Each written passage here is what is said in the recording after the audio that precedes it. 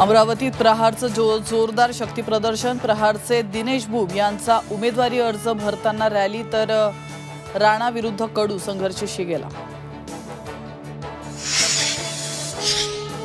भाजपने एकनाथ शिंदेंचा बळी घेऊ नये, बच्चू कडूंचा प्रहार तर कडूंनी स्वतःचा पक्ष पाहावा, शेलारांचं प्रत्युत्तर। शरद पवार गट पुन्हा सुप्रीम कोर्टात तर अजित पवार सूचनेशिवाय घड्याळ चिन्हाचा वापर करत असल्याचा आरोप, कोर्टाच्या आदेशाचं उल्लंघन केल्याचा दावा। केरळमधील वायनाडमध्ये राहुल गांधींनी दाखल केला उमेदवारी अर्ज तर वायनाडमध्ये काँग्रेसच्या रॅलीत प्रियंका गांधी ही सहभागी।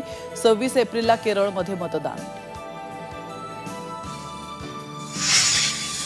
नाशिकच्या दिंडोरी मतदारसंघात महाविकास आघाडीत बंडखोरी, तिकीट नाकारल्यानं माकपचे माजी आमदार जीवा पांडू गावित अपक्ष लढण्याच्या तयारीत। रामटेकमधील रश्मी बर्वेंना आणखी एक धक्का, रश्मी बर्वेंचं जिल्हा परिषद सदस्यत्वही रद्द, जात वैधता प्रमाणपत्र रद्द झाल्याने धक्का। स्वगृही परतण्याच्या चर्चांना एकनाथ खडसेंकडून पूर्णविराम तर तुर्तास भाजप प्रवेश नाही, कार्यकर्त्यांना विश्वासात घेऊनच पुढचा निर्णय घेऊ, खडसेंची प्रतिक्रिया। अरविंद केजरीवालांची तब्येत नॉर्मल, वजनही जेलमध्ये येण्यापूर्वीप्रमाणेच कायम। तिहार प्रशासनाची केजरीवालांच्या तब्येतीबाबत माहिती, आपचा दावा फेटाळला। भाजप अध्यक्ष जे.पी. नड्डांची उज्जैनच्या महाकालेश्वर मंदिरात पूजा अर्चा, मध्य प्रदेशचे मुख्यमंत्री मोहन यादवही उपस्थित।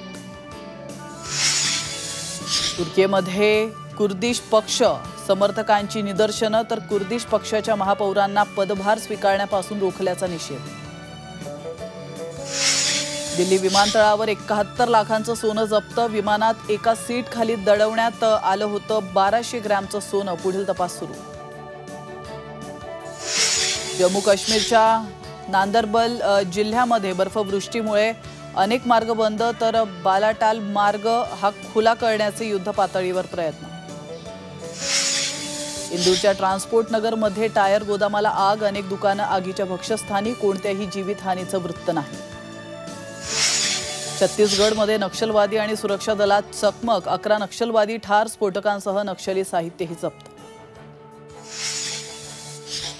12 जणांनी घेतली राज्यसभा सदस्यत्वाची शपथ, केंद्रीय मंत्री मुरुगन यांच्यासह मनोज झा, त्याचप्रमाणे चंद्रकांत हंडोरे, मेधा कुलकर्णी यांचा समावेश।